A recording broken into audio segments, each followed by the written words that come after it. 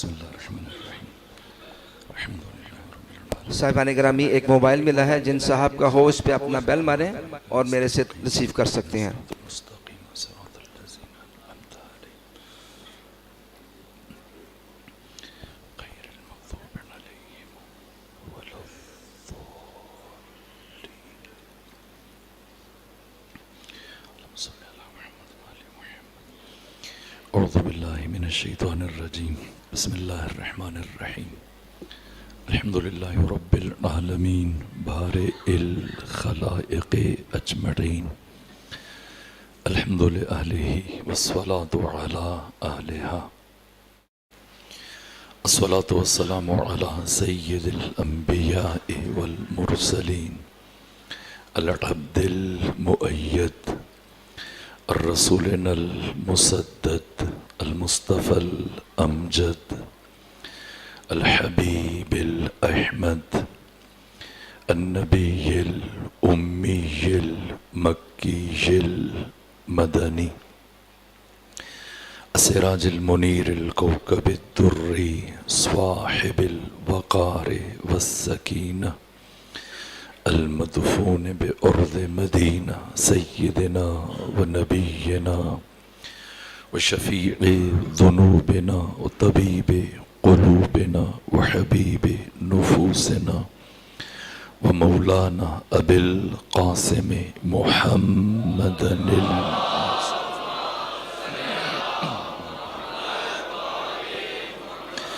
وأهل بيته الأطيبين الأطهرين الأنجبين المعصومين المظلومين ولعنة الله على أعدائهم ومنكري فضائلهم وغاصبي حقوقهم من جوم عداوتهم إلى الآن ومن الآن إلى قيام يوم الدين أما بعد فقد قال حق سبحانه وتعالى في القرآن بسم الله الرحمن الرحيم الله نور السماوات والأرض مثل نوره كمشكاة فيها مصباح المصباح في الزجاجة الزجاجة كأنها كوكب دري يوقد من شجرة مباركة زيتونة لا شرقية ولا غربية يكاد زيتها يضيء ولو لم تمسسه نار نور على نور يهدي الله لنوره من يشاء ويضرب الله الأمثال للناس والله بكل شيء عليم صلوات بجی خاندان فاطمہ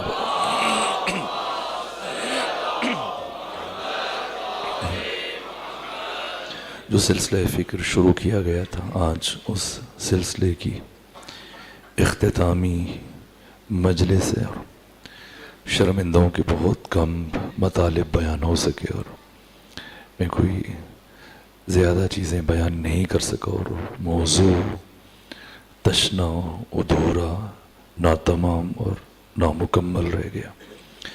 اگر پروردگار نے دوبارہ کبھی توفیق دی تو یہ موضوع جو حد درجہ اہمیت کا حامل ہے، انتظار عامیانہ عالمانہ عارفانہ، اس سے متعلق چند نشستیں ہوں تو میں عرض کروں گا، لیکن اب زیادہ میں اس طرف شاید نہ جا سکوں چونکہ اختتامی نشست ہے۔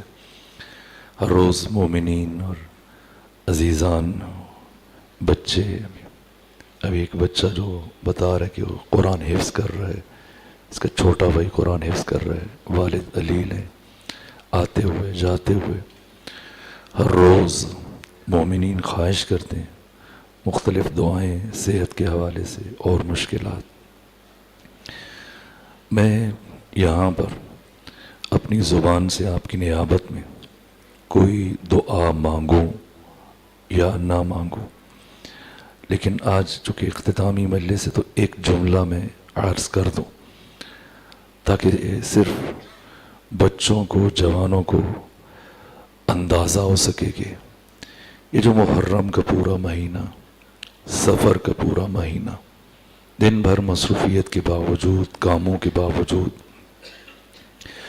اور مختلف معاملات کے باوجود، رات کے اس حصے میں جب انسان کا جسم آرام اور بستر کا طلبگار ہوتا ہے تو راحت و آرام کو چھوڑ کے، مصروفیات کو چھوڑ کے، بعض مسن سفید ریش افراد جن کا مسلسل زمین پر دیر تک بیٹھنا مشکل ہوتا ہے، اس کے باوجود بیٹھے. ایسے افراد کے جو علیل ہیں، مریض ہیں، بیمار ہیں، اس کے باوجود اپنی بیماری کو نظر انداز کر کے آئے صف اعضاء میں شرکت کی. سفر مکمل ہوا، محرم کا مکمل مہینہ، ماہ ربیع الاول.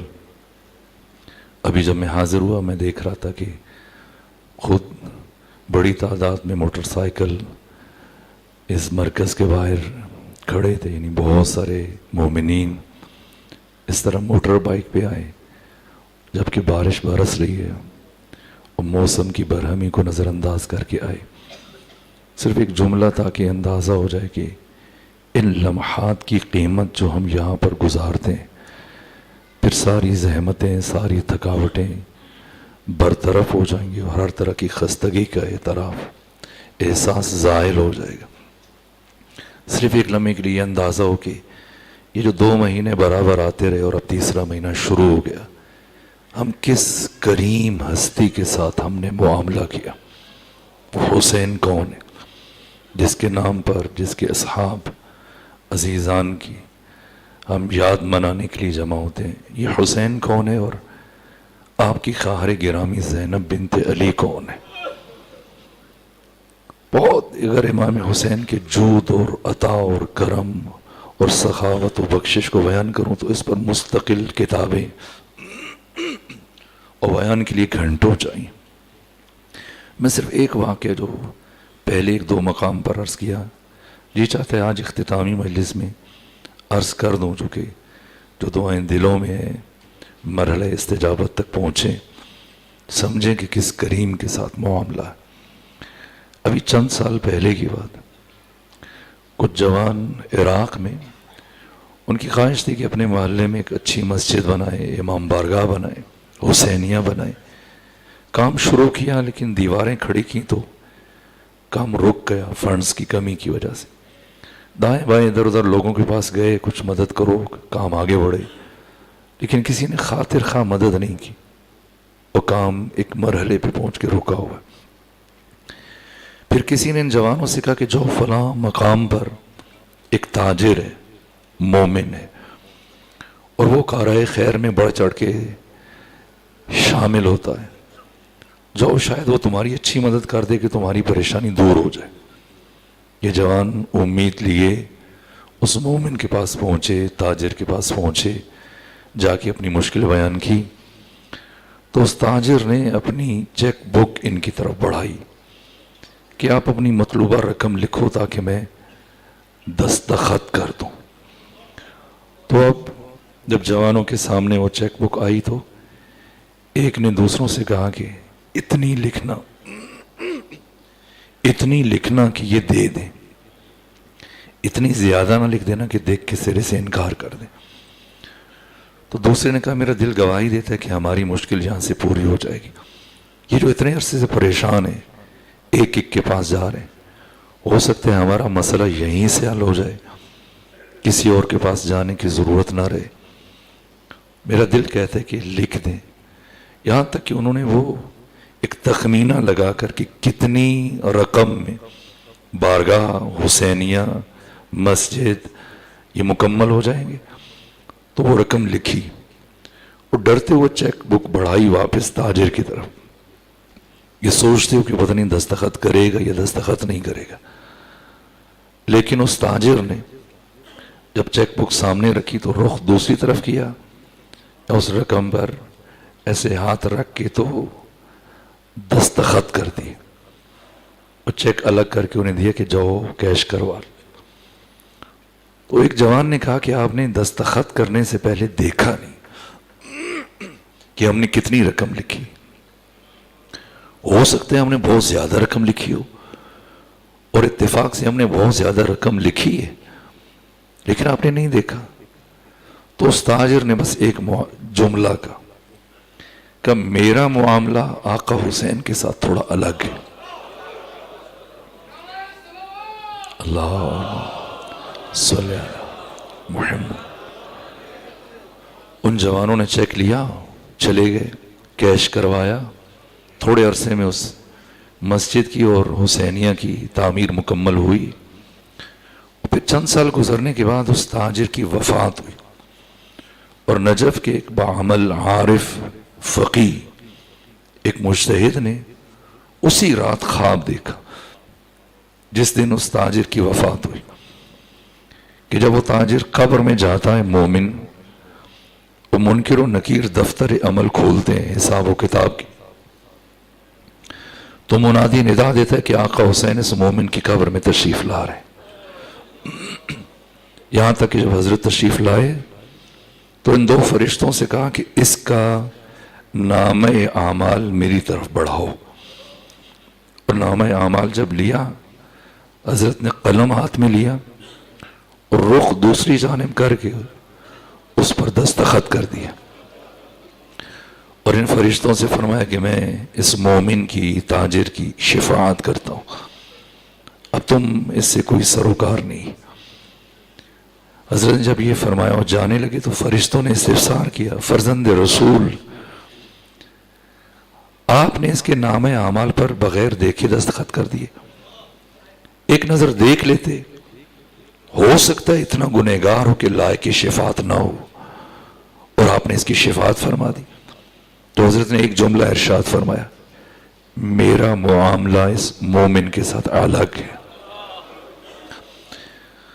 اگر کوئی سرور و سالار شہیدان حسین ابن علی کے ساتھ معاملہ کرے تو میدان معاشر میں ایک ایک اس لمحے کا پتہ چلے گا جب ابراہیم خلیل جیسا نبی قیامت کے دن گھٹنوں کے بل چل رہا ہوگا، وہ کہہ رہا ہوگا نفسی نفسی.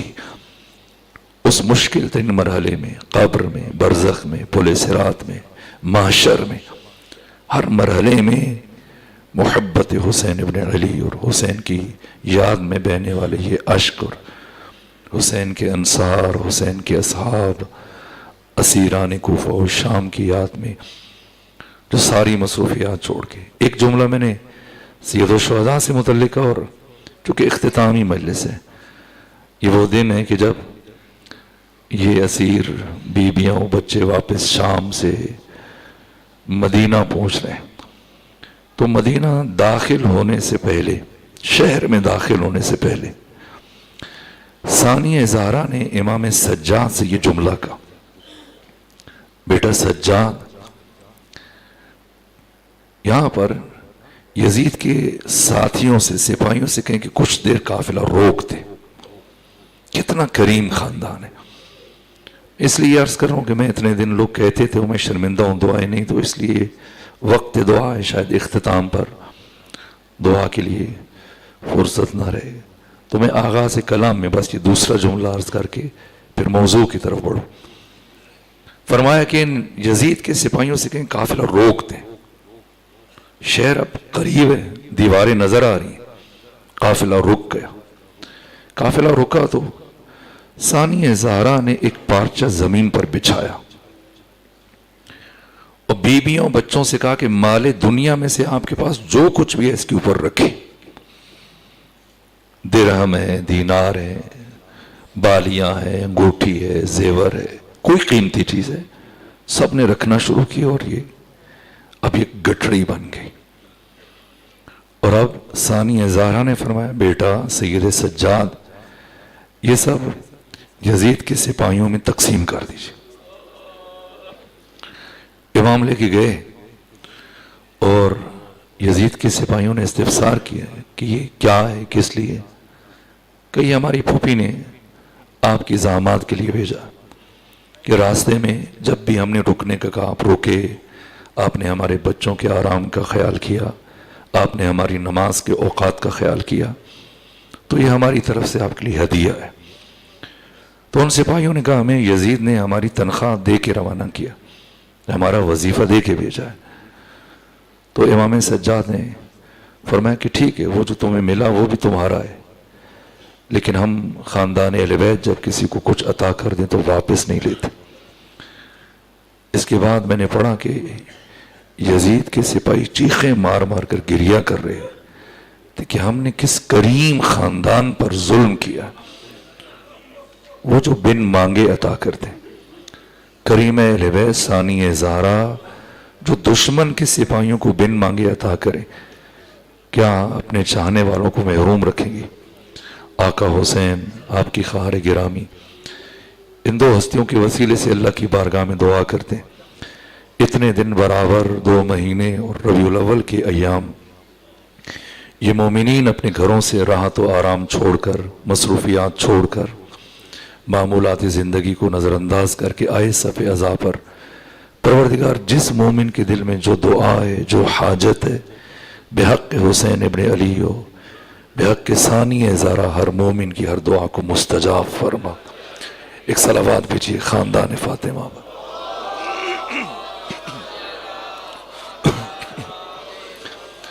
شرمندہ ہوں، وقت محدود ہے، میری خواہش تھی کہ میں آقا امام زمانہ کی نسبت سے کہ جو خود اسارے معصومین ہیں، جو خاتم الاوصیاء، خاتم الائمہ، تمام انبیاء، یہ آیت اللہ وحید خراسانی کے جملے ہیں، وہ خوبصورت جملہ کا، وہ فرماتے ہیں کہ آدم سے لے کر عیسیٰ تک اور ختمی مرتبہ سے لے کر امام حسن عسکری تک تمام انبیاء، تمام اولیاء، تمام ائمہ کی جتنے بھی پھول ہیں، اگر ان پھولوں کی خوشبو کو اکٹھا کیا جائے تو یوسف فاطمہ امام زمانہ کا وجود، وہ ہستی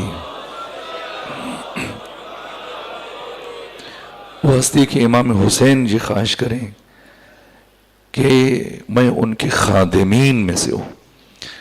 میری خواہش تھی کہ جو خود تکملہ ہے سورہ مارکہ ہے، آیت نور کا آقا سے متعلق، اور جو انتظار عامیانہ و عالمانہ و عارفانہ سے متعلق، یہ خواہش کرنا کہ ہمیں امام کی زیارت ہو جائے، اور خدا اگر ہمیں ہماری دعا کو مستجاب کرے، ثم ماذا، پھر کیا ہوگا؟ ہم خواہش کریں کہ ہمیں زیارت ہو جائے، سو زیارت ہو جائے تو یہ دیکھنا ہوگا کہ ہم کہاں کھڑے۔ حجت خدا امام وقت، مسئلہ زیارت نہیں ہے۔ تہران سے ایک جوان جو 40 بوت مسلسل مسجد جھمکران جاتا رہا، ان کے محلے سے بس جاتی تھی، وہ بھی ساتھ جاتا تھا۔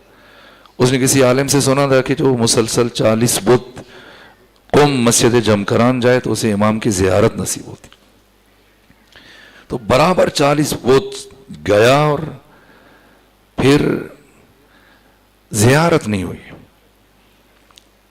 یہ استاد عالی نے بیان فرمایا کہ یہاں تک کہ کچھ دن گزرنے کے بعد اب حالت یہ ہے کہ وہ نماز مغربین کے لیے جب آیا، آیت اللہ تہرانی کی اقتداء میں نماز پڑھی، باقی نمازی چلے گئے، تو اس نے کہا مجھے آپ سے کام ہے، میں بہت پریشان۔ حالت یہ تھی کہ وہ جوان بال الجھے ہوئے ہیں، آنکھیں دسی ہوئی ہیں، چہرے کا رنگ زرد ہے، ہونٹ خشک ہیں، عجیب کیفیت ہے۔ قاقہ تہرانی میں بہت پریشان، میں کئی سالوں سے آپ کی اقتداء میں نماز ادا کر رہا ہوں۔ تو آیت اللہ تہرانی کا کہیے کیا پریشانی ہے؟ قاقہ میں 40 بت سے مسلسل قم مسجد جمکران جاتا رہا، اور جب 40 بت مکمل ہوئے تو اب میں انتظار میں کہ امام کی زیارت ہوگی، لیکن دن گزرنا شروع، زیارت نہیں ہوئی. تو اب مجھے خیال آنا شروع ہوا بار بار کہ یہ مجھ سے جھوٹ کہا گیا اور ایسی باتیں مشہور کر دی گئی کہ اگر کوئی جائے 40 بود تو اس کو زیارت ہوتی. اور میں نے خود اپنا وقت ضائع کیا. لیکن کل شب عجیب حادثہ ہوا ہے کہ میرے تمام گھر والے کسی عزیز کی شادی میں گئے ہوئے تھے، میری بہنیں، بھائی، والدین، میں گھر میں اکیلا تھا. اور رات کے پچھلے حصے میں دق الباب ہوا، کسی نے دستک دی اور میں نے دروازہ کھولا. جب دروازہ کھولا تو سامنے ایک اجنبی فرد کو دیکھا. میں نے پوچھا آپ کون ہیں؟ تو اس شخصیت نے کہا وہی جس کے لیے تم 40 بدھ مسلسل جم کران جاتے رہے. تو میں نے کہا ذرا ٹھہرے، میں ابھی آتا ہوں. مجھے خیال ہے کہ گھر میں کچھ نامناسب چیزیں پڑی ہیں، کچھ ایسی سیڈیاں ہیں، کچھ موویز اور اس طرح گانوں کی آلات پڑے. تو ایک دفعہ جلدی سے انہیں ذرا چھپا دوں تاکہ دیکھ کے برا نہ لگے حضرت کو. اور میں چیزیں ادھر ادھر رکھنے کے بعد، چھپانے کے بعد پلٹ کے جب گیا دوڑا تو اب دروازے پر نہیں تھے. آقا آگے بڑھ چکے تھے، اس گلی سے موڑ رہے تھے، نکڑ پہ تھے. تو ان کی زبان پر یہ جملے تھے کہ پروردگار تو جانتا ہے کتنوں نے بلایا لیکن دروازہ نہیں کھولا. قاقہ تہرانی امام کا یہ جملہ مجھے سونے نہیں دیتا. مسئلہ یہ نہیں کہ زیارت ہو جائے، مسئلہ یہ کہ ہم کہاں کھڑے ہیں. یہ انتظار عارفانہ، انتظار عالمانہ، یہ جو میں نے آپ کے سامنے سورہ آیت نور کی تلاوت کی، اس کا اگر مستفاد اور نچوڑ ایک جملے میں عرض کروں کہ اللہ مستخلف انہو، یہ خلیفہ خدا ہیں. اس لیے میں جملہ کہتا ہوں کہ ہمارا برادران اہل تسنن کے ساتھ مسئلہ خلافت میں کوئی اختلاف نہیں. مجھے تعجب ہوتا ہے بعض اہل منبر سوشل میڈیا پر، مجالس میں، خطابات میں تقابل کرتے ہیں اور خلافت کی موضوع پر کوئی علی کا پہلا نمبر ہے، اور ایسے ہم نعرے بھی لگاتے ہیں دما دم مست قلندر علی دا پہلا نمبر. اور کس نے کہا آپ کو کہ آپ علی کو پہلا نمبر دیں؟ نہ علی کا پہلا نمبر ہے، نہ علی کا چوتھا نمبر ہے. جو گنتی میں آ جائے اسے علی نہیں کہتے.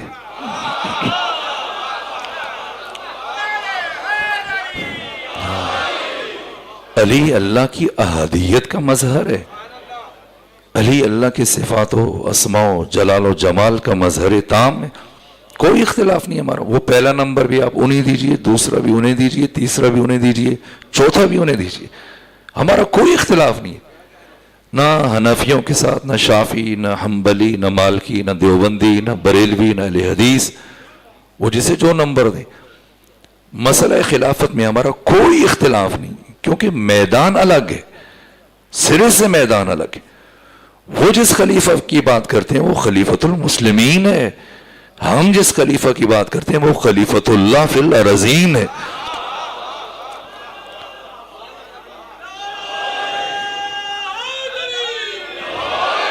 مسلمانوں کا خلیفہ کوئی بھی ہو سکتا ہے، جسے 2 4 10 20 40 50 مسلمان اکٹھے ہو کے منتخب کر لیں. خدا کا خلیفہ صرف وہ ہو سکتا ہے جسے خدا خود منتخب کرتا ہے. علی خلیفہ خدا ہیں، امام زمانہ. ابھی آپ مجلس کے اختتام پہ زیارت پڑھیں گے، اور مجھے ایک بات اچھی نہیں لگتی، دست ادب جوڑ کے عرض کروں، جب خطیب یا ذاکر جا رہے ہو، آپ کو اچھا لگتا ہے اسی نسبت سے، ممبر کی نسبت سے، یہ آپ کے خوبصورت احساسات ہیں. لیکن اگر معصومین کی زیارت پڑھی جا رہی ہو تو پھر خطیب یا اہل ممبر فرد کی حیثیت نہیں کہ آپ زیارت چھوڑ کے اسے مصافحہ کریں. نہ، چاہے فقیہ ہے، مجتہد ہے، کوئی ہو. اب معصومین کی زیارت پڑھی جا رہی ہے تو پھر دائیں بائیں التفات نہیں ہونا چاہیے، توجہ نہیں ہونا چاہیے. ابھی جب آپ زیارت پڑھیں گے مجلس کے اختتام پر، السلام علیک یا خلیفۃ الرحمن، امام زمانہ خلیفہ خدا ہیں، اللہ مستخلف عنہ، یہ خلیفہ خدا، خلیفہ خدا، جانشین خدا. اللہ من منو، یہ آیت الوحید خراسانی نے فرمایا، احادیث کا نچوڑ ہے. اللہ من منہ الوجود ہے، اس نے کائنات کو عدم سے وجود دیا. یہ لوگ کہتے ہیں غائب امام کا کیا فائدہ ہے جبکہ موجود نہیں ہے.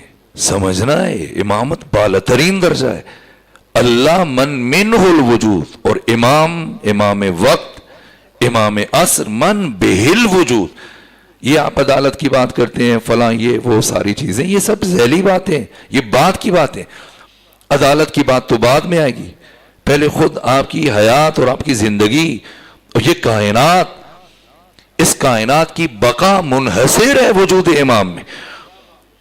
اگر امام نہ ہو، لولا الحج لساخت الارض باہلہا، اگر حجت خدا نہ ہو زمین اپنے آل سمیت نابود ہو جائے. یہ جو ہم سانس لے رہے ہیں، ہر سانس پر ہم مدیون ہیں یوسف فاطمہ امام زمانہ کے.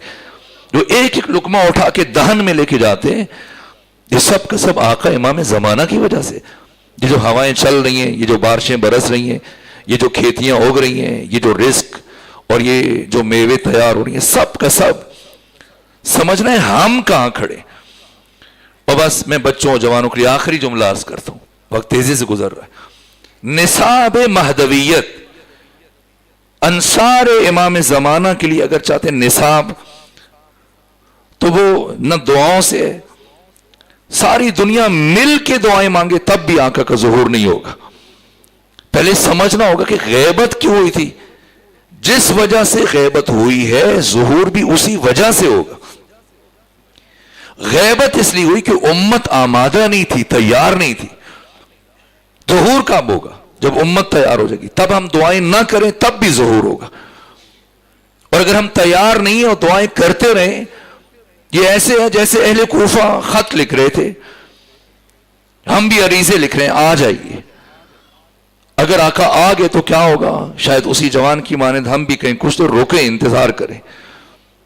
کیا ہمارے گھر کا ماحول اتنا پاک ہے، ہمارا رزق اتنا پاک ہے، ہمارا دسترخوان اس قابل ہے کہ ہم آقا سے کہ آئیں ہمارے ساتھ آپ غذا تناول فرما لیجیے. اس لیے میں روک کے کہہ رہا ہوں آج، چونکہ آخری گفتگو، بہت باتیں جو رہ گئیں. جو نصاب ہے انصار امام زمانہ کے لیے، وہ انصار حسینی کا کردار ہے. وہ پہلو جس کی طرف کم توجہ دی جاتی ہے. شاید خود معصومین کی زندگیاں ایک حد تک بیان ہوتی ہیں، خدا کا امام حسین کی زندگی کسی حد تک بیان ہوتی ہے، لیکن انصار حسین ابن علی علیہ آلہ فضیلہ وسلم ان کی زندگی سے متعلق بہت کم گفتگو ہوتی. میں چاہتا ہوں جو وقت بچا ہے میں اجمالی طور پر اصحاب حسین، تاکہ ان کا کردار بھی اور کم سے کم یہ اختتامی مجلس میں ان کا اجمالی تعارف ہو جائے. روز عاشورہ آپ دیکھیں، یہ گفتگو کا پہلا حصہ ہے. شجرہ طیبہ، سورہ مبارکہ ابراہیم کی 26 نمبر آیت میں پروردگار نے پھر شجرہ خبیثہ کا بھی تعارف کرا ہے. اس کی پہچان بھی ناگزیر ہے. ایسا نہیں ہے کہ یزیدیوں نے امام حسین کو کربلا میں گھیر لیا ہے، نہ، حسین ابن علی نے پوری یزیدیت کو کربلا میں اکٹھا کیا ہے. آپ دیکھیے کائنات کے ایک طرف کائنات کے شریف ترین، غیور ترین، شجاع ترین، بامعرفت ترین، ذمہ دار ترین افراد اکٹھے ہیں، اور دوسری طرف پوری اسلامی دنیا کی کثیف ترین اور ناپاک ترین اور نجس ترین اور پلید ترین افراد ایک جگہ اکٹھے ہو گئے. اور امام حسین نے کیا انداز اختیار کیا. تلوار کے زور پر جنگ جیت سکتے تھے. میں نے اسی ماہ محرم میں یہاں پر ایک مقام پر عشر محرم کے دوران بالتفصیل بیان کیا، شواہد کے ساتھ، تاریخی دلائل کے ساتھ عرض کیا. امام حسین تلوار کے زور پہ جنگ جیت سکتے تھے، لیکن نہ، آپ نے خون کا راستہ اختیار کیا. یہ جملہ خمینی بت شکن علیہ انہوں نے کہا ہے، بیان کیا، کہا کہ حسین ابن علی نے تاریخ بشری کے معیارات کو بدل کر رکھ دیا. جو کربلا کی امتیازات ہیں ان سے متعلق گفتگو کرتے، پوری تقریر ہے ان کی، اس کا ایک جملہ کہ ہمیشہ تلوار گلے کاٹتی آئی تاریخ میں. حسین ابن علی وہ ہستی ہے جس نے اپنی رگے گردن کے لہو سے قاتل کی شمشیر کو کاٹ دیا. اور یہ محرم و صفر تلوار پر خون کے غلبے کا اعلان ہے.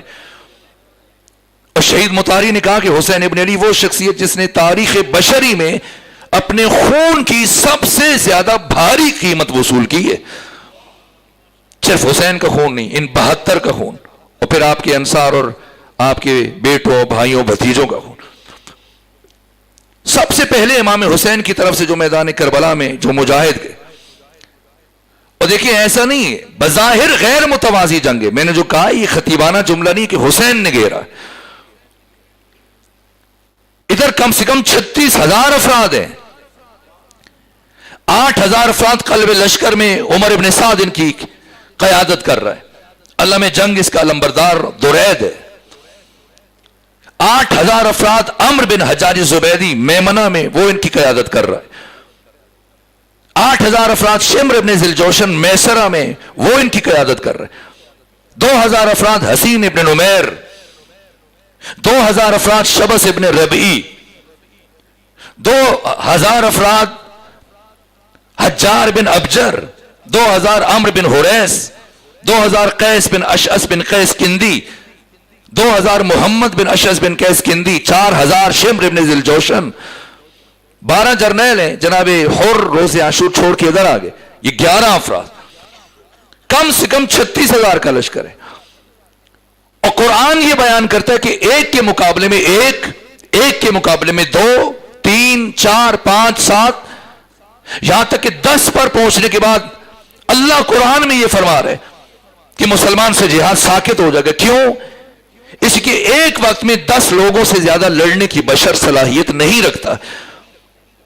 اب سمجھیں کربلا میں یہ 72 کون ہے اور کیا کیا ہے. سب سے پہلے روز عاشور جو تیر باران ہوئے، 8,000 افراد تیروں کی بارش کر رہے تھے. جیسے امام حسین کی نماز تمام ہوئی اور اس اجتماعی حملے کے بعد اب سالم اور یسار آئے مقابلے میں. یہ 2 انتہائی تنومند قوی الجثہ پرہیبت افراد تھے. سالم عبید اللہ ابن زیاد کا غلام تھا اور یسار زیاد بن سمیہ اس کے باپ کا غلام تھا، جسے زیاد بن ابی بھی کہتے ہیں. اپنے باپ کا بیٹا، چونکہ باپ کا نام معلوم نہیں تھا. تو سالم اس کی محافظ دستے کا انچارج تھا ابن زیاد کے، اور یسار زیاد بن سمیہ کے محافظ دستے کا انچارج تھا. اور ان 2 سے متعلق یہ بات مشہور تھی کہ 2 فرد ایک بڑے لشکر کے ساتھ لڑنے کی صلاحیت رکھتے ہیں، ان کے بارے میں مشہور تھا. اور ابن زیاد نے عمر ابن سعد سے یہ کہا کہ حسین کے جب مقابلے اور جنگ کا مرحلہ آئے تو ان 2 کو بھیج دینا، تمہیں کسی اور سپاہی کو بھیجنے کی ضرورت پیش نہیں آئے گی. حسین اور حسین کے تمام ساتھیوں کا کام تمام کرنے کے لیے 2 فرد کافی ہیں. یہ آئے روز عاشور میدان کربلا میں، اور بریر بن خزیر حمدانی اٹھے مقابلے کے لیے. امام حسین نے فرمایا نہیں، آپ بیٹھ جائیں. اور عبداللہ ابن عمیر کلبی یہ بڑے کہ آقا مجھے اجازت دیں. فرمایا ہاں آپ کو اجازت دیتا ہوں. کون ہے یہ کوفہ سے نہیں ہے تو کوفہ کے، لیکن کوفہ کے ساتھ نواحی آبادی تھی چھاونی نخیلہ، جہاں پر ابن زیاد امام حسین کے ساتھ مقابلے کے لیے فوج اکٹھی کر رہا تھا. تیر تیار کیے جا رہے تھے، تلواروں کو سیکل کیا جا رہا تھا، برچیاں، نیزے، بھالے، پتھروں کو تراشا جا رہا تھا. فوجیوں کی صف بندی ہو رہی تھی، فہرستیں مرتب کی جا رہی تھی. تو یہ شور سن کر آئے. ان کے کھیت تھے، باغات تھے، مختلف پھل کاشت کرتے تھے، سبزیاں کاشت کرتے تھے. شور سن کے آیا، پوچھا کہ یہاں کیا ہو رہا ہے. بتایا گیا کہ حسین ابن علی اور ان کے ساتھیوں کے خلاف فوج تیار کر رہے ہیں. تو یہ پلٹ کے آیا جلدی جلدی اپنی زوجہ کے پاس، ام وہب کے پاس، اور کہا میری بڑی خواہش تھی اور حسرت تھی کہ کاش مجھے ختمی مرتبت کی نصرت میں شہادت نصیب ہو، لیکن میں محروم رہا. لیکن آج پھر پروردگار نے مجھے موقع دیا کہ میں اپنے زمانے کی محمد مصطفیٰ کی نصرت کرتے ہوئے شہید ہو جاؤں. اجازت دو. اس نے کہا ایک شرط پہ اجازت دوں گی کہ مجھے بھی اپنے ہمراہ لے جائیے. عبداللہ ابن عمیر کلبی اپنی زوجہ ام وہب کو لے کے چلے. 2 محرم کو کربلا پہنچے. 2 کو امام حسین تشریف لائے اور 2 کو یہ بھی پہنچ گئے. اور جب پہنچے روز عاشور، سب سے پہلے امام کی طرف سے جانے والی عبداللہ بن عمیر کلبی. ان 2 نے کہا آپ ہمارے ہم پلہ نہیں ہیں، برابر کے نہیں ہیں، بریر کو بھیجیے. کہ بد کردار ماؤں کی اولاد ہو، تم کب سے اس قابل ہو کہ تم بریر سے جنگ کرو؟ اگر بات شجاعت کی تو مجھ سے لڑو، میں وہ ہوں جنہیں ثانی زاران ایھا الطیبون کا خطاب دیا۔ ایک مرتبہ سالم غصے سے آگے بڑھا اور اس نے حملہ کیا۔ عبداللہ بن عمیر کلبی نے اس کے وار کو رد کیا اور پھر ایک ایسا بھرپور وار کیا کہ اسے دو نیم کر دیا۔ اور جب یسار نے دیکھا کہ سالم یوں قتل ہوا اس کے ہاتھ سے، تو اچانک پشت کی طرف سے بڑھا، بغیر آواز دیے، اس سے پہلے کہ سنبھل پائیں عبداللہ بن عمیر کلبی، اس نے وار کیا اور ڈھال نہیں تھی جناب عبداللہ بن عمیر کلبی کے پاس۔ بائیں ہاتھ سے وار کو روکا تو چاروں انگلیاں کٹ گئی، اور جب چاروں انگلیاں کٹی تو پھر پلٹ کے ایسا وار کیا کہ اسے بھی دو نیم کر دیا۔ اور ان دو کی موت کے بعد دیر تک کھڑے عبداللہ بن عمیر کلبی مبارزہ طلب کرتے رہے کہ کوئی ہے میرے مقابلے میں تو اسے بھیجو، کوئی نہیں تو ہمارے ساتھ خود آ جاؤ۔ لیکن کافی دیر مبارزہ طلبی کے باوجود کوئی نہیں آیا تو یہ واپس گئے، اور عمر ابن سعد نے کہا کہ نہیں، اب انفرادی طور پہ نہ جائیں، اجتماعی حملہ کیا جائے۔ یہاں پر عمرو بن حجاج زبیدی نے میمنہ سے میمنہ پر حملہ کیا ہے، 8000 افراد نے 20 افراد پر حملہ کیا ہے۔ چونکہ 32 افراد گھوڑا سوار تھے، ان کی قیادت جناب عباس کر رہے تھے۔ 20 افراد جو دائیں بازو پر تھے میمنہ، ان کی قیادت زہیر ابن قین ابن قیس بجلی کر رہے تھے، اور جو بائیں بازو کے 20 افراد تھے ان کی قیادت جناب حبیب ابن مظاہر اسدی کر رہے تھے۔ تو زہیر کے لشکر پہ حملہ کیا 20 لوگوں پر 8000 نے، اور اتنا بھرپور جوابی حملہ کیا کہ ادھر 20 میں سے کوئی شہید نہیں ہوا، لیکن ادھر سے بہت سارے افراد قتل ہوئے، اور اتنی مقاومت دکھائی کہ وہ بھاگنے پر مجبور ہو گئے۔ پھر پلٹ کر، اور یہ وہ مرحلہ ہے جس میں حر ابن یزید الریاحی عمر ابن سعد کا لشکر چھوڑ کر بیٹے اور غلام کے ہمراہ امام حسین کی طرف بڑھا، اور جب امام حسین کے پاس آئے جناب حر، آتی اجازت مانگی۔ روز عاشور سب سے جلد 2 ہستیوں کی اجازت ملی، ایک حر، دوسرے جناب علی اکبر۔ امام نے بلا فاصلہ اجازت دی، وقت نہیں کہ میں اس کی حکمت کی طرف اشارہ کروں۔ اور جیسے ہی گئے میدان جنگ میں تو ایک مرتبہ یزید بن سفیان جب حر چلے تھے تو یہ بالکل ساتھ اس کا گھوڑا ملا ہوا تھا، جناب حر کے گھوڑے کے ساتھ تھا۔ تو جب حر چلے تھے تو اس نے کہا تھا اے کاش مجھے ان کے اندازے کا، ان کے جانے کا اندازہ ہوتا تو میں نیزہ مار کے اسی لمحے ہلاک کر چکا ہوتا حر کو۔ اب جو ہی وہ پلٹ کے آئے تو اس کے ساتھیوں نے کہا حر تو آ چکے ہیں، مقابلے کے لیے جاؤ۔ مجبور ہو کر وہ گیا۔ مورخین نے لکھا، یہ طبری نے لکھا ہے کہ یزید بن سفیان کو جاتے ہوئے بھی دیکھا، حملہ کرتے ہوئے بھی دیکھا گیا، لیکن مرتے ہوئے کسی نے نہیں دیکھا۔ اتنی سرعت سے وار کیا ہے۔ کوفے کے سب سے بڑے شجاع تھے اور ابن یزید الریاحی، کہ اگلی ہی لمحے وہ خاک و خون میں غلطان تھا۔ اس کے بعد پھر عمر ابن سعد نے کہا کہ اب میمنہ اور میسرہ مل کر حملہ کریں۔ 16000 افراد، عمرو بن حجاج زبیدی اور شمر ابن ذی الجوشن، انہوں نے مل کر میسرہ پر حملہ کیا۔ 16000 افراد نے 20 پر حملہ کیا ہے، اور جب پلٹ کر گئے، اگرچہ دشمن کے بہت سارے افراد قتل ہوئے، لیکن امام حسین کے پہلے ساتھی جو شہید ہوئے مسلم ابن اوسجا ہیں، اور یہ مسلم ابن اوسجا اتنی تلواریں پڑی آپ کی کہ جسم کے ٹکڑے یوں بکھرے ہوئے تھے اور آخری سانسیں چل رہی تھیں۔ امام حسین اور جناب حبیب، یہ 2 ہستیاں جب ان کے قریب آئیں اور وقت آخر پہنچیں تو جناب حبیب نے یہ جملہ کہا مسلم ابن اوسجا سے، کہا اگر مجھے یقین ہوتا کہ میں بھی آپ کے بعد دیر تک زندہ رہوں گا تو آپ سے کہتا کہ وصیتیں کریں، لیکن میں نے بھی کچھ لمحوں کے بعد قتل ہو جانا ہے۔ کہا حبیب میں اس کے باوجود وصیت کروں گا۔ جناب حبیب نے حیرت سے پوچھا کیا وصیت؟ کہا میرے آقا و مولا حسین ابن علی کا بہت خیال رکھنا، یہ وفا ہے۔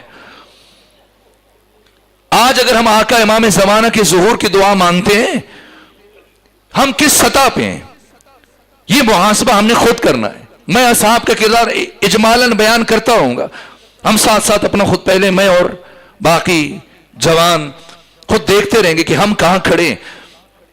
یہ کربلا کے پہلے شہید ہیں مسلم ابن اوسجہ. اور اب چوتھا اجتماعی حملہ ہوا صبح کے پہلے جو تیر باران اس کو شامل کر کے.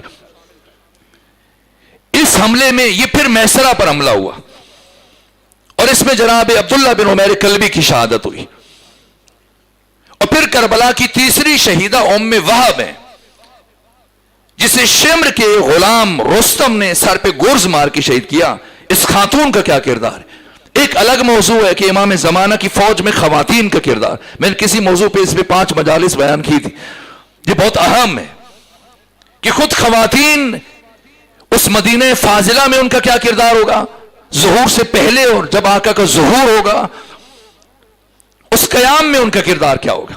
یہ کربلا کی تیسری شہیدہ ہیں اور بہت بڑا کردار ادا کیا انہوں نے. یہ کسی اور موقع پر یہاں تک کہ کربلا کے چوتھے شہید جناب بریر بن خزیر حمدانی سید القرا کوفہ میں جو بھی قرآن جانتا تھا مشہور تھا کہ وہ یا تو خود جناب بریر کا شاگرد ہے یا ان کے کسی شاگرد کا شاگرد ہے.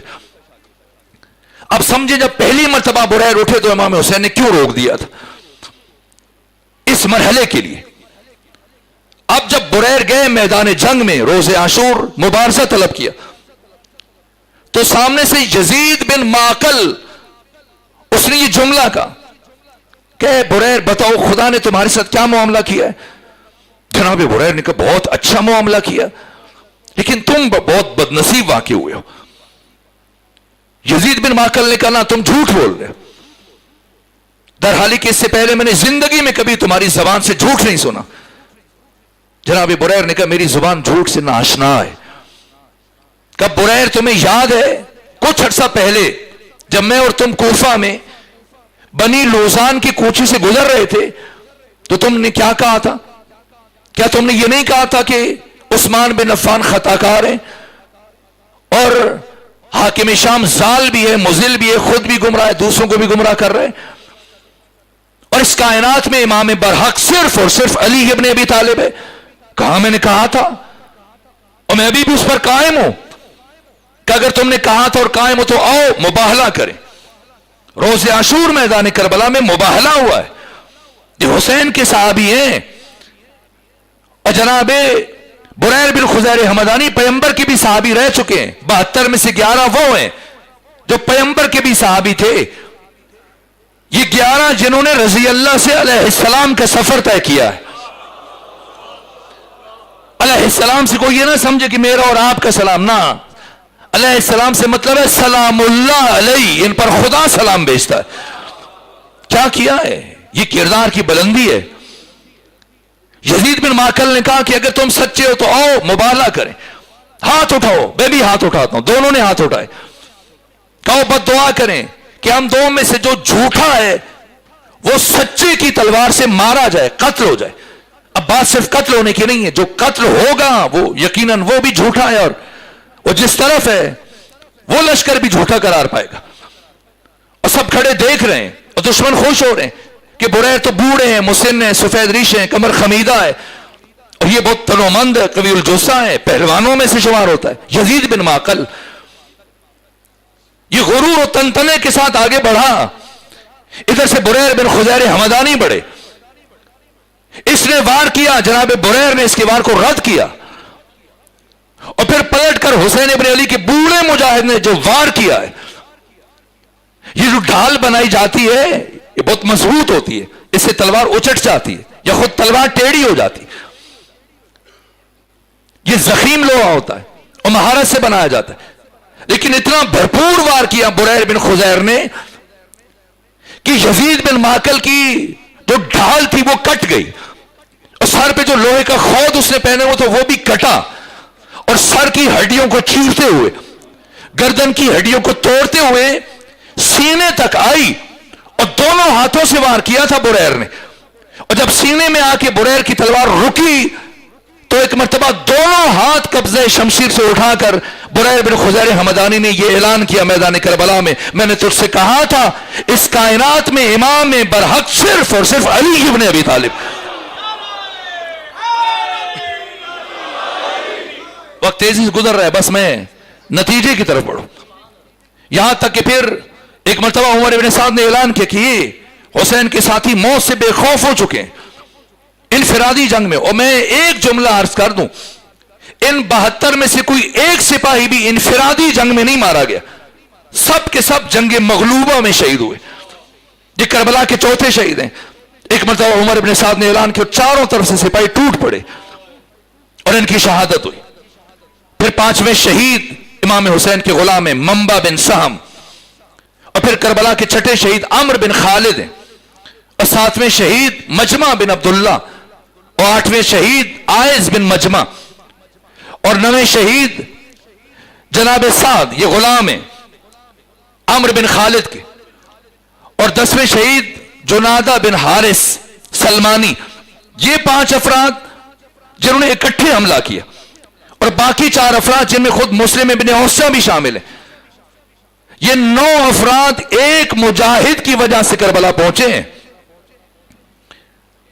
अभी जो आप में से अरबईन के लिए गए इराक, अगर किसी ने वो अस्माए गिरामी जो इमाम हुसैन की हरम में लिखे हुए हैं शुहदा के, अंसार हुसैनी के, वो नाम पढ़े हो तो शुरू में एक नाम लिखा हुआ है कैस इब्न मुसाहर सैदावी। ये तो करबला में नहीं थे, ये तो करबला आशूर से पहले शहीद हो गए, जिलहज में शहीद हुए। फिर इनका नाम शुहदाए करबला में क्यों लिखा गया? खुद मौजूद नहीं थे, लेकिन आपकी वजह से 9 अफराद करबला पहुंचे हैं। अब्दुल्ला बिन जख्तर है, जनाब सलमान है, इसी तरह से कैस इब्न मुसाहर सैदावी इमाम हुसैन के कासिद थे, और इन्हें नुखैला के मकाम पर गिरफ्तार किया गया। देखिए आज कौमी मरकज में आप इकट्ठे हुए, 5 दिन से बराबर तशरीफ ला रहे, ऐलानात किए गए, आपने इश्तिहारात देखे, आपको कॉल्स की गई, मैसेजेस चले, आप इकट्ठे हुए। आज किसी को अपनी जगह का बताना कि मैं यहां बैठा हूं तुम पहुंच जाओ, मुश्किल नहीं है। अपनी लाइव लोकेशन भेज दें, करंट लोकेशन भेज दें, वो पहुंच जाएगा। अब कूफा में जो सूरत हाल है, वक्त नहीं कि मैं इशारा करूं, जो नुसरत करना चाहता है उसे नहीं पता कि हुसैन कहां है। अब समझें जनाब कैस ने क्या किया, इधर गिरफ्तार किया गया, उबैदुल्लाह इब्न ज़ियाद ने कहा वो खत दो, अगर खत दो तो मैं तुम्हें छोड़ दूंगा। जल्दी से निगल लिया, कहा अच्छा ये बताओ कि इसमें क्या लिखा था, तो माफ कर दूंगा। क्या मैं खयानत नहीं कर सकता था, मेरा काम सिर्फ खत पहुंचाना था अहले कूफा तक, मैंने नहीं पढ़ा कि उसमें क्या लिखा था। क्या एक तीसरा काम है, अगर करो तो छोड़ दिया जाओगे, कि सबके सामने खड़े होकर अली और हुसैन से इजहार बरात करो। कहा अच्छा ठीक है, फिर सबको बुलाओ। यहां तक कि इन्हें एक ऊंचाई पे लेके जाया गया और सामने हजारों अहले कूफा इकट्ठे हैं, और उबैदुल्लाह इब्न ज़ियाद खुश हो रहा है कि अभी ये अली और इमाम हुसैन से इजहार बरात करेगा। लेकिन ये चंद लम्हे, चंद सेकंड्स हैं जिसमें जनाब कैस इब्न मुसाहर सैदावी ने अपना काम किया, जिसकी वजह से 9 अफराद मुल्हक हुए इमाम हुसैन के साथ। सुनो अहले कूफा, तुम में से जो जो फर्जंद रसूल यूसुफ फातिमा हुसैन इब्न अली का इंतजार कर रहा था, वो जान ले कि इस वक्त हुसैन इब्न अली मकाम उज़ैबुल हैजाना तक पहुंच चुके हैं, और वो कूफा की जानिब रवा दवा इसी रास्ते से आ रहे हैं। उसी लम्हे उनको दारुल अमारा की छत पे लेके जाया गया और गिराया गया, और जिस्म की एक हड्डी भी सलामत न बची। खुद शहीद हुए, लेकिन आपकी वजह से 9 अफराद इन 72 में शामिल हुए। ये किरदार है, ये उसवा है, ये नमूना है मुंतजरान इमाम जमाना के लिए, कि किस तरह से अपने आप को आमादा करें कि अगर आका का ज़ुहूर हो जाए तो समझे हम कहां खड़े हैं। ये करबला के 10 शहीद, और फिर करबला के 11वें शहीद जनाब जुंदब बिन हुजैर किंदी खुलानी। ये मारिफत का आसमान है, जो शुजात दिखाई इन्होंने। और फिर करबला के 12वें शहीद यजीद बिन जियाद अबू शासा। क्या किया इस मुजाहिद ने, जो कि वह खत्म हो रहा है, इसी में बस चंद नाम लूं आपके सामने। इसके बाद फिर जब ये 12 अफराद शहीद हुए और दुश्मन के कई हजार अफराद मारे जा चुके, तब उमर इब्न साद ने ऐलान किया कि अब कोई इनफिरादी तौर पर हमला नहीं करेगा, चाहे हुसैन का कोई साथी मुबारजा तलब करे, वरना हमारी फौज का नुकसान हो रहा है। अब इज्तिमाई हमला होगा। यह रोज़े आशूर का सबसे मुश्किल और सख्त हमला था।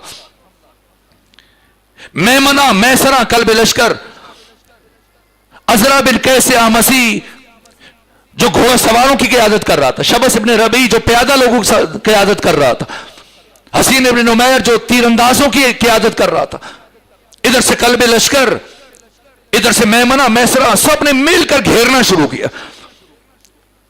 اور یہ وہ مرحلہ تھا جس کے پاس جو ہتھیار تھا، تلواریں چل رہی تھیں، نیزے چل رہے تھے، بھالے چل رہے تھے، برچیاں چل رہی تھیں، پتھر مارے جا رہے تھے.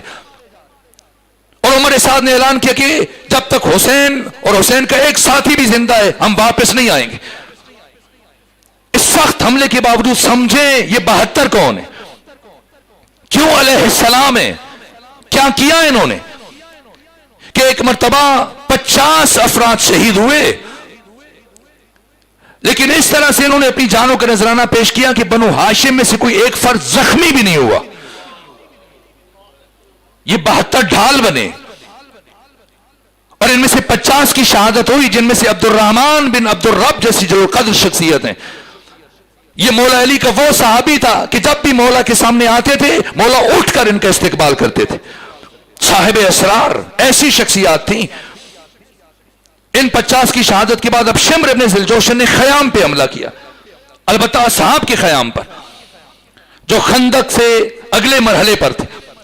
ان کے خیام کے بعد پھر بنو ہاشم کے خیام تھے، پھر بیبیوں کے خیام، پھر امام حسین کا خیمہ.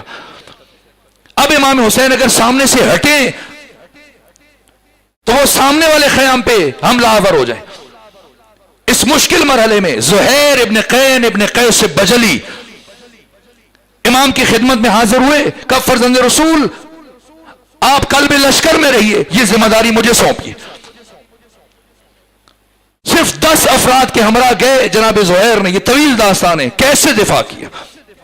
یہ نصاب مہدویت ہے، یہ امام زمانہ کے انصار کے لیے نصاب ہے، منتظرین کے لیے نصاب ہے.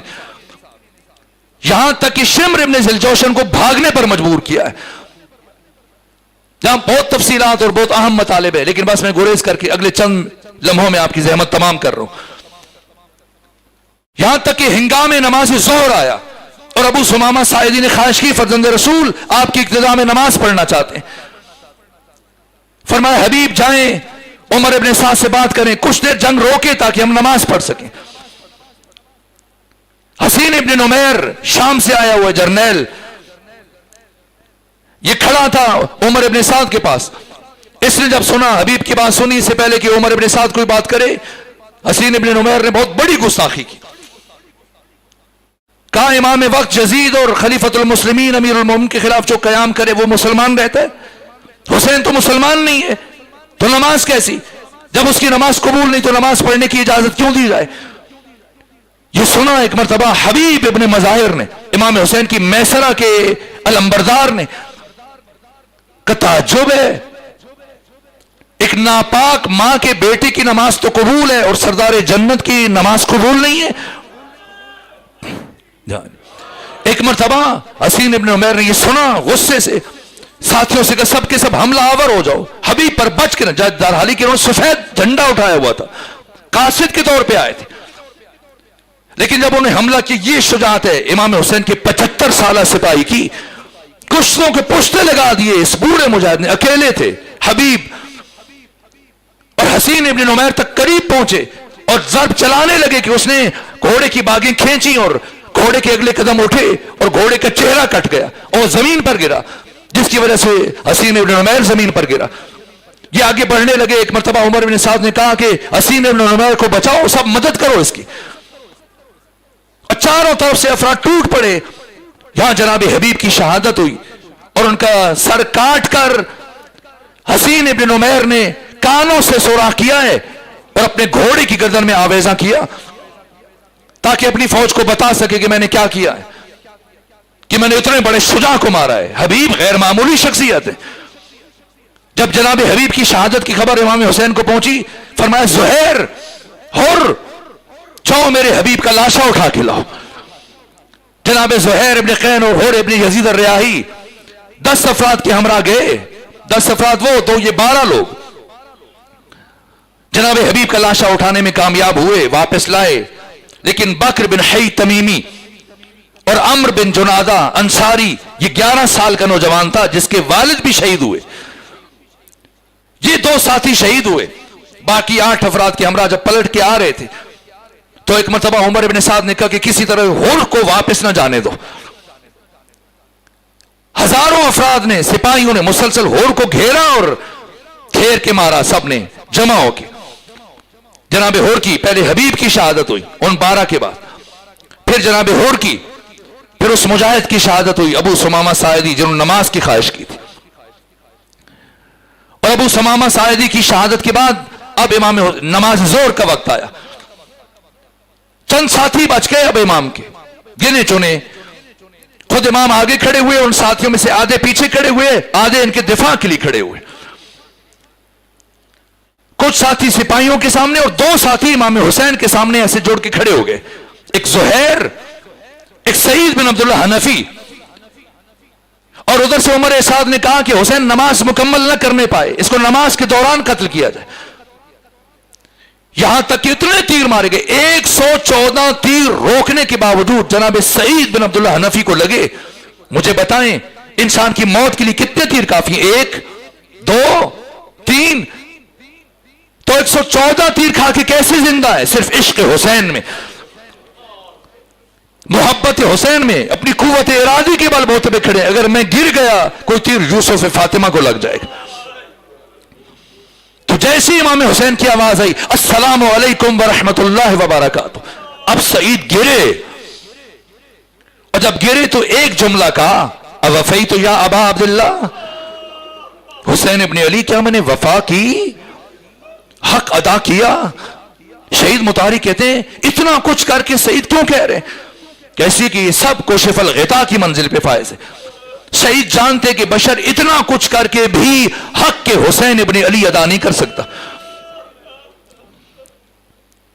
اور جناب سعید بن عبداللہ بن حنفی کی شہادت کے بعد نماز تمام ہوئی اور 7 تیر جناب زہیر ابن قین ابن قیس بجلی کو لگ چکے تھے. امام کی میمنہ کے سپہ سالار شجاع ترین فرد تھے. یہاں تک کہ اگلے مرحلے میں چونکہ پہلے سے زخمی ہو چکے تھے، پھر ان کی شہادت ہوئی. اور ان کی شہادت کے بعد پھر وہ جل قدر شخصیت کربلا میں نماز میں یہ 2 شخصیتیں امام حسین کے سامنے تھے، ایک سعید بن عبداللہ حنفی اور ایک زہیر. اور 2 صحابی وہ تھے جو روز عاشور آخر وقت تک امام حسین کے سامنے ڈھال بن کے رہے کہ کہیں سے کوئی تیر نہ آ جائے، کہیں سے کوئی تلوار نہ آ جائے، کوئی پتھر نہ آ جائے. ایک عمرو بن قرظہ بن کعب انصاری خزرجی اور دوسرے نافع بن ہلال. یہ عمرو بن قرظہ بن کعب انصاری خزرجی پیغمبر اسلام کے صحابی تھے اور یہ سامنے چلتے تھے، کہیں کوئی وار کرے تو دفاع کریں، اور خود زخموں سے چور ہو چکے تھے. یہاں تک کہ ان کی شہادت ہوئی. اور امام حسین جب ان کے بالین سر تشریف لائے کہا یہ شہادت کی موت مبارک ہو. ابھی آپ کی میرے جد رسول اللہ سے ملاقات ہو تو ان سے کہیے گا میرا سلام کہیے گا اور کہیے گا کہ آپ کا بیٹا بھی بہت جلد آپ کے پاس پہنچنے والا. پھر نافع بن ہلال، عمر ابن سعد نے کہا ان 2 افراد کو ہر حالت میں قتل کیا جائے، ان کی وجہ سے حسین زندہ ہے. ایک عمرو بن قرظہ بن کعب انصاری خزرجی اور دوسرے نافع بن ہلال.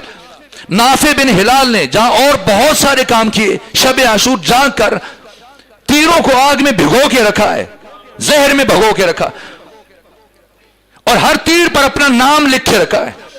اور روز عاشور انہوں نے صرف تیر چلائے، تلوار نہیں چلائی. اور مسلسل ان کی نگاہیں اس طرح سے دشمن کے فوجیوں پر ہوتی تھی، اگر کہیں سے کوئی تیر امام حسین کی طرف آ رہا ہو، اس سے پہلے کہ وہ تیر چلائے ابھی وہ تیر تلہ کمان میں جوڑ رہا ہوتا تھا، نافع بن ہلال اس کے اوپر تیر چلاتے تھے. اور روز عاشور امام حسین کے سپاہی کا کوئی ایک تیر بھی خطا نہیں گیا. یہ نافع بن ہلال بجلی. اور ان کے بعد پھر زہیر ابن قین ابن قیس بجلی، ان کی شہادت کے بعد ان کے چچا زاد بھائی جن کا بہت کام ہے روز عاشور، سلمان بن مزارب بن قیس بجلی. اور پھر یہ 2 شخصیتیں ان کی شہادت ہوئی. اور ان کی شہادت کے بعد پھر شوذب بن عبداللہ کی شہادت ہوئی، عابس ابن شبیب شاکری کے غلام ہیں. اور کیا داستان شجاعت رقم کی. اور اس کے بعد خود عابس ابن شبیب شاکری، بس میں باقی شخصیات کا ذکر چھوڑ رہا ہوں، 2 جملے اور عرض کروں. عابس ابن شبیب شاکری میدان میں گئے، وہ شخصیت کہ جنگ صفین میں ان سے متعلق مولا علی نے کہا تھا کہ اگر ایسے 1000 افراد روئے زمین پر آ جائے تو پوری کائنات میں خدا کی عبادت ایسے ہو اور خدا کی بندگی ایسے ہو جیسے حق کی بندگی ہے اور عبادت کا حق ہے. یہ عابس ابن شبیب شاکری اتنے بڑے شجاع تھے, یہ بوڑھے مجاہد, کہ جب گئے دیر تک مبارزہ طلب کرتے رہے, کوئی نہیں آیا, سرہ اتار کے پھینک دی, خود پھینک دیا, صرف تلوار لے کے آگے بڑھے. جس طرح بڑھتے تھے لوگ ان کے سامنے بھاگتے تھے, یہاں تک کہ سب نے مل کر چاروں طرف سے انہیں گھیرا, پھر ان کی شہادت ہوئی. لیکن کئی 100 افراد کو قتل کیا ہے عابس ابن شبیب شاکری نے. اور جب ان کی شہادت ہوئی, ایک کہتا میں نے مارا, دوسرا کہتا میں نے قتل کیا, تیسرا کہتا میں نے قتل کیا. عمر ابن سعد نے کہا اگر یہ کہو گے کوئی شخص تمہاری بات پر یقین نہیں کرے گا, دنیا عرب اور حجاز میں کوئی ایک فرد ایسا پیدا نہیں ہوا ہے کہ جو عابس ابن شبیب شاکری کو قتل کر سکے. یوں کہو تو لوگ مانیں گے کہ میں بھی ان کے قتل میں شامل تھا. یہ عابس ابن شبیب شاکری. اور اس کے بعد پھر جناب جون, یہ 95 سال کے غلام ہیں, جناب ابو ذر کے غلام تھے. انہوں نے پیغمبر اسلام کو ہدیہ کیا, پیغمبر نے مولا متقیان کو, انہوں نے امام حسن کو, اور امام حسن نے امام حسین کو ہدیہ کیا. اور روز عاشور ان کی عمر 95 سال تھی. امام حسین نے امام سجاد کو ہدیہ کر دیا تھا. اور آئے کہ فرزند رسول اجازت دیجیے. فرمایا آپ اب بہت بوڑھے ہیں, جہاد آپ سے ساقط ہے. بہت منت سماجت کی, امام نے قبول نہ کیا تو امام سجاد کے پاس چلے آئے. کہ میں امام حسین کو نہیں کہہ سکتا, ہمت نہیں پڑتی میں زیادہ اصرار کروں. آپ کو میں نے بچپن میں گودیوں میں پالا ہے, آپ کی میں نے بہت خدمت کی ہے, آپ سفارش کریں. اس کے باوجود امام نے تأمل کیا. عارف مزاج حسین جون کچھ سوچنے کے بعد بولے فرزند رسول میں جانتا ہوں آپ مجھے اجازت کیوں نہیں دے رہے. شاید میرا سیاہ خون اس قابل نہیں کہ بنو ہاشم کے سرخ خون میں شامل ہو سکے. یہ سنا تڑپ گئے حسین ابن علی. روز عاشور امام حسین نے 2 شہیدوں کے رخسار پر اپنا رخسار رکھا ہے. ایک جناب علی اکبر کے رخسار پہ رخسار رکھا تھا, دوسرے جناب جون کے رخسار پہ رخسار رکھا, اور ہاتھ آسمان کی طرف اٹھایا اور دعا مانگی اللہم بیز وجہا و طیب ریحا, پروردگار جون کے چہرے کو نورانی بنا دے, اس کی بوئے بدن کو خوشگوار بنا دے. یہاں تک کہ لوگ ان کے چہرے کو دیکھ کر مبہوت ہوتے تھے, اتنا نور تھا جناب جون کے چہرے پر. اور لاش اٹھ گیا, لاشوں کے درمیان مل نہیں رہا تھا, خوشبو سے تلاش کیا گیا. یہ 95 سال کی مجاہد. اس کے بعد غلام ترکی ہیں. اس کے بعد جناب انس بن حارث کاہلی اسدی 110 سالہ یہ مجاہد. ان 72 میں سب سے بوڑھے ہیں جناب انس بن حارث کاہلی اسدی. شرمندہ و تاخیر. اور یہ 2 جملے اور سن لیجئے. ایک مرتبہ انس بن حارث کاہلی آئے, اجازت مانگی. امام نے فرمایا آپ بہت بوڑھے ہیں, مسن ہیں, جہاد آپ سے ساقط ہے, آپ چلے جائیے. تو کہنے لگے فرزند رسول آپ کو پتا ہے جس دن آپ مسجد میں داخل ہوئے تھے اور آپ کا قدم دستاشے میں الجھا تھا اور آپ گر گئے تھے اور آپ کے نانا ممبر پر بیٹھے ہوئے خطبہ دے رہے تھے, تو وہ خطبہ چھوڑ کے ممبر سے نیچے اترے اور آپ کو اٹھا کے اپنے ساتھ لے کے گئے اور گود میں بٹھا کے آپ سے متعلق جو جملے کہے تھے یا معاشر صحابی اے رفو حاضر حسین ابن علی, اور پھر ایک جملہ کہا تھا. اسے امام طبرانی جن کی وفات 360 ہجری میں, انہوں نے بھی لکھا ہے, طبری نے بھی لکھا ہے, امام احمد ابن حنبل نے لکھا ہے, علی متقی ہندی نے لکھا ہے. یہ پیغمبر اسلام نے فرمایا کہ ان ابنی حاضر حسین یقتل بارض یقال لہا کربلا, میرا یہ بیٹا حسین, یہ ملا عبد الرحمن جامی نے شواہد النبوہ میں ختمی نبوت کے علامات میں سے لکھا ہے کہ اتنے سال بعد پیش آنے والے واقعے کی پیغمبر اسلام اتنے سال پہلے خبر دے کے جا رہے. اہل سنت علماء نے لکھا جب پیغمبر حسین کو اٹھا کے لائے, گود میں لیا, کچھ دیر روتے رہے, پھر تعارفات کرتے کرتے اصحاب سے جو آخری جملہ کا ان ابنی ھذا حسین, یہ میرا بیٹا حسین, یقتل بارض, اسے قتل کیا جائے گا ایک زمین پر, یقال لہا کربلا, جسے کربلا کہا جائے گا. फमन शाहिद ज़ालिक मिनकुम फलयंसुरहु, तुम में से जो जिंदा हो उस पर वाजिब है कि मेरे बेटे हुसैन की नुसरत करे। तो जनाब अनस बिन हारिस ने अर्ज किया, फर्जंद रसूल आपको पता है, जब मैंने ये बात सुनी तो मैं आपके जद्द बुजुर्गवार रसूलुल्लाह की खिदमत में गया और मैंने उनसे कहा कि आप दुआ करें, अल्लाह मुझे इतनी जिंदगी दे कि मैं उस वक्त तक जिंदा रहूं। मैं वादा करता हूं अगर मैं तब तक जिंदा हुआ तो आपके बेटे हुसैन की नुसरत करूंगा। और ए हुसैन, आपके जद रसूलुल्लाह ने मेरे हक में दुआ फरमाई थी और मुझे बशारत दी थी कि मैं दुआ करता हूं अल्लाह आपको इतनी तूलानी उम्र दे कि आप जिंदा हो उस वक्त। तो हुसैन, मैं तो जिंदा इसी दिन के लिए था, मैं आपको छोड़ के कैसे चला जाऊं। इजाजत मिली और इतने बूढ़े थे कि कमर झुक चुकी थी, असा के सहारे चलते थे, चेहरे पे झुर्रियां थी, महासिन सफेद थे, इस हद तक बूढ़े हो चुके थे कि ये भवें उठाकर देखते थे। जब इजाजत मिली खुशी खुशी गए, चंद जो सांप बच गए थे उनसे कहा कुछ 2-3 कपड़े इंतजाम करो। एक कपड़े से अपनी कमर को बांधा, एक कपड़े से अपनी भवों को बांधा पेशानी पर ताकि सामने वालों को देख सके, और साथियों से कहा मुझे घोड़े पे बैठाओ और जब मैं बैठ जाऊं मेरी टांगों को नीचे से एक कपड़े से बांध दो ताकि गिरो नहीं। और जब ये बूढ़े मुजाहिद गए 18 बड़े बड़े दुश्मनों को फिन्नार किया। अनस बिन हारिस से काहिली शर्मिंदा हुआ खत्म और अजीज यहीं बैठ जाइए। एक मुश्किल है यहां इस मकाम पर,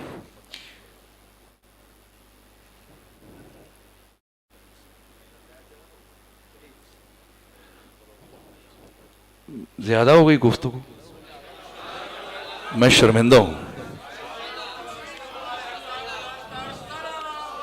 अल्लाह,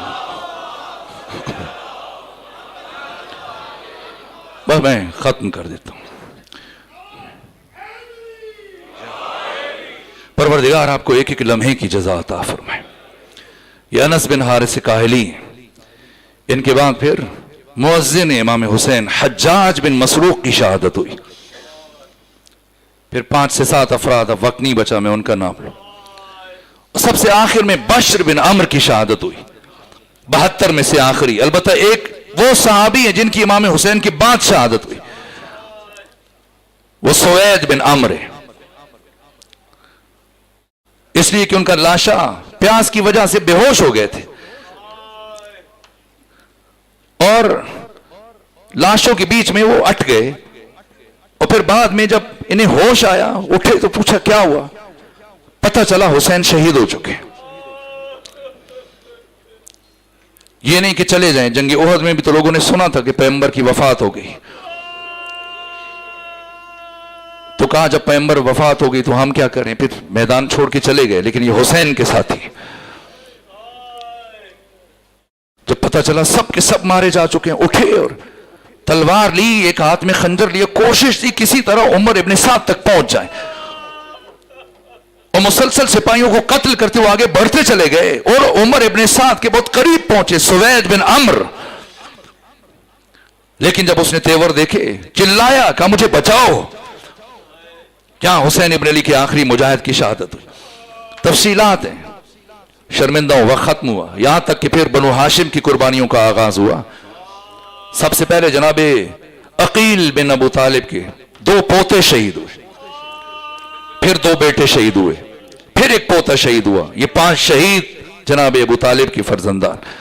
फिर जनाबे जाफर के 2 पोते शहीद हुए,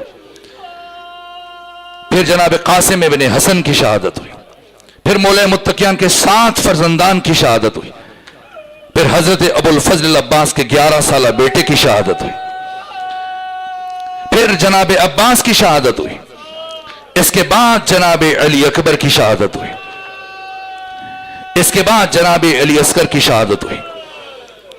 समझेंगे क्या आपने इमाम हुसैन ने बनु हाशिम को बाद में क्यों रखा और अपने दोनों बेटों को सबसे आखिर में क्यों रखा। मैंने कल अर्ज किया था, करबला में मरने से ज्यादा मुश्किल काम जीना था। जो जितनी देर जिंदा रहेगा उतने ज्यादा मसाइब बर्दाश्त करेगा। बस मेरे अजीजों, यहां तक कि खुद आका की शहादत हुई چونکہ آج کی شب شہادت امام حسن عسکری ہے، میری بڑی خواہش تھی کہ میں امام کی سیرت کے بھی کچھ پہلو آپ کے سامنے عرض کرتا، صرف 2 جملے عرض کروں تکمیل مجلس کے لیے، ورنہ شرمندہ رہوں گا۔ 28 سال عمر ہے، اتنے مظلوم ہیں امام حسن عسکری، 28 سال مسلسل نظر بند رہے، زیادہ عرصہ قید میں گزرا، اور جب قید نہیں ہوتے تھے تب بھی سامرہ میں عسکری نامی یہ جو محلہ تھا یہاں نظر بند تھے۔ امام کی مظلومیت سمجھنا چاہیں، ہر امام نے کئی حج کیے، یہ واحد امام ہے جنہوں نے زندگی میں حج نہیں کیا۔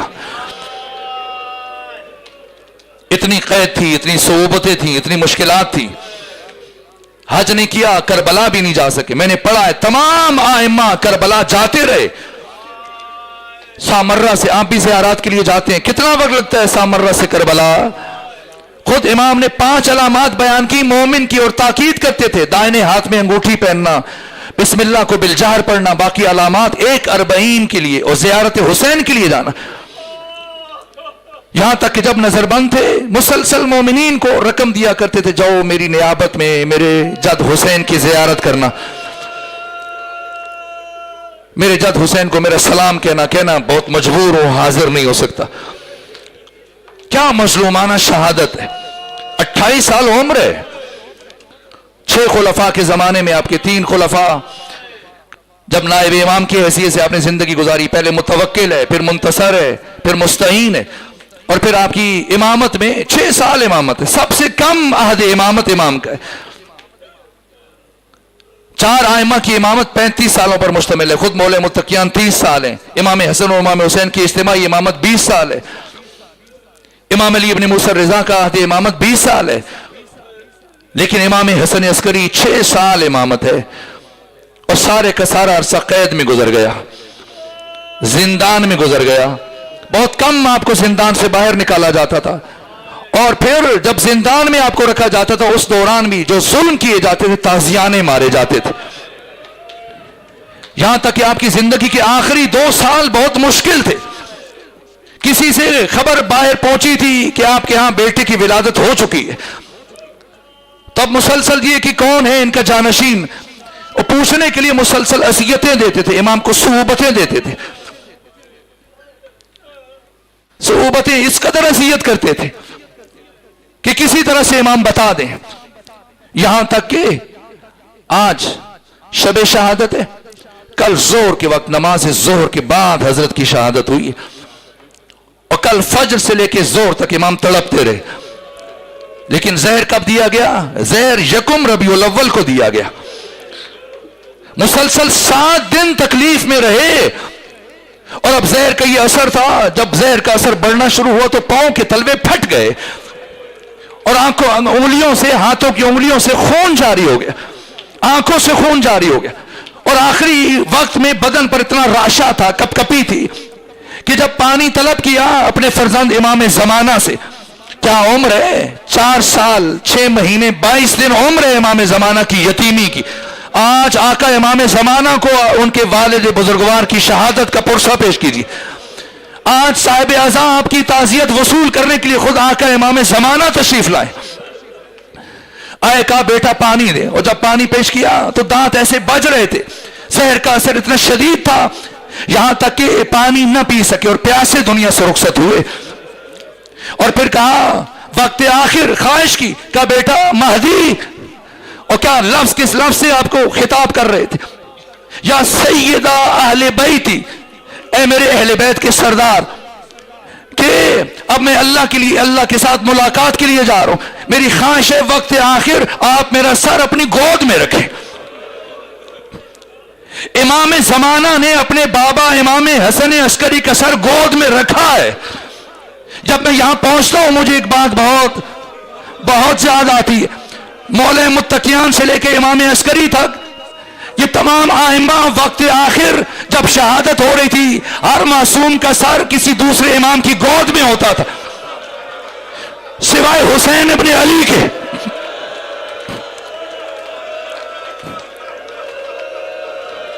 جب امام حسین کا سر کاٹا جا رہا تھا، جب شہادت ہو رہی تھی، تو 4 برس کی بچی بہت قریب کھڑے ہو کر منظر دیکھ رہی تھی۔ یہاں تک کہ جب شمر ابن ذوالجوشن تماچے مار رہا تھا، میں نے پڑھا 4 برس کی بچی اپنے بابا سے لپٹ گئی کہ مجھے مار لو، میرے بابا کو نہ مارو.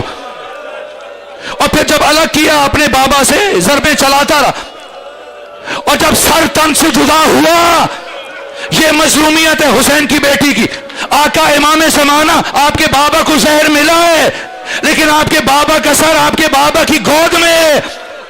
لیکن حسین ابن علی کا سر جناب سکینہ کی بڑی خواہش تھی. اب جب شہادت ہو گئی، سر کٹ گیا، اب یہ سر مجھے دے دیا جائے.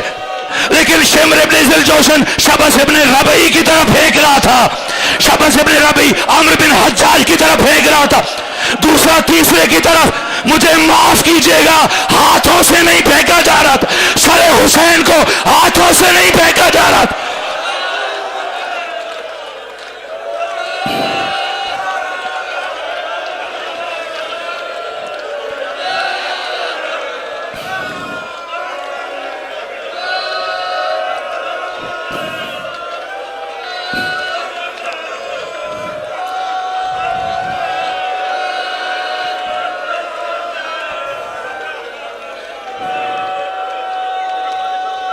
اس امید پہ کھڑی رہی جناب سکینہ، شاید ابھی میرے بابا کا سر چھوڑ دیں. اور پھر دیکھا اس 4 برس کی بچی نے کیا ظلم ہوا.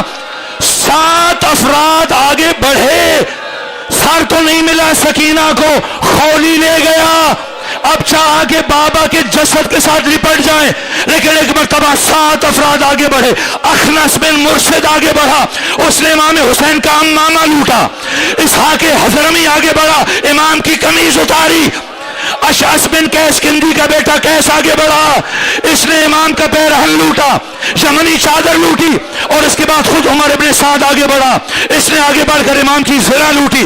پھر اسود بن خالد آگے بڑھا، امام کے جوتے لوٹے. پھر جمی بن خلق آگے بڑھا، امام کی تلوار لوٹی. اب جسم پر کچھ نہ بچا.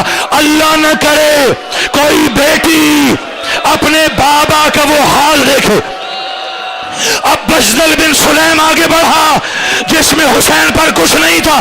اس نے دیکھا، اس کی نگاہ انگوٹھی پر پڑی، انگوٹھی کو اتارنا چاہا، انگلیوں میں ورم تھا. اس سکین نے دائیں بائیں دیکھا، 2 پتھر اٹھائے، ایک پتھر زمین پر رکھا، دوسرے پتھر سے سکینہ کے سامنے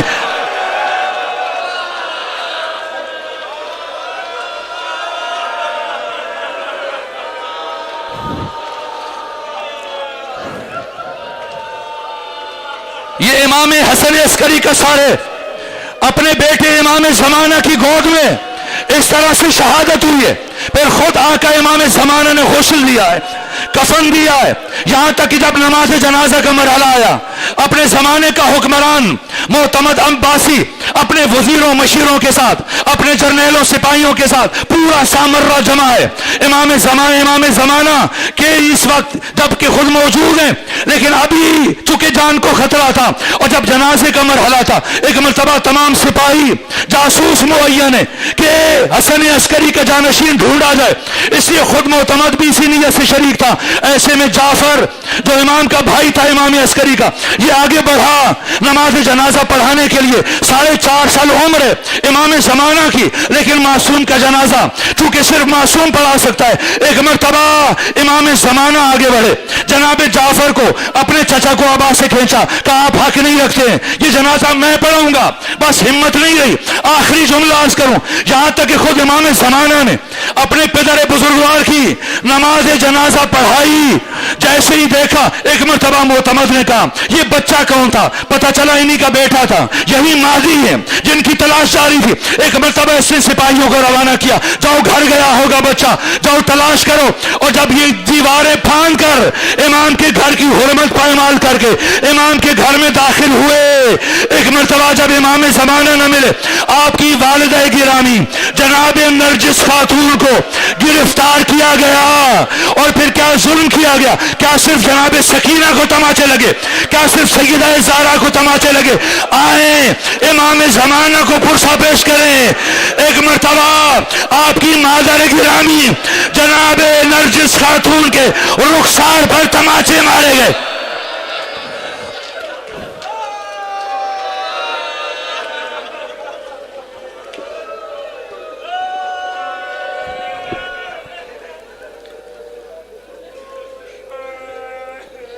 الہی بحق محمد وانت المحمود و بحق علی وانت العالی و بحق فاطمہ وانت فاطر السماوات والارض و بحق الحسن وانت المحسن و بحق الحسین وانت القدیر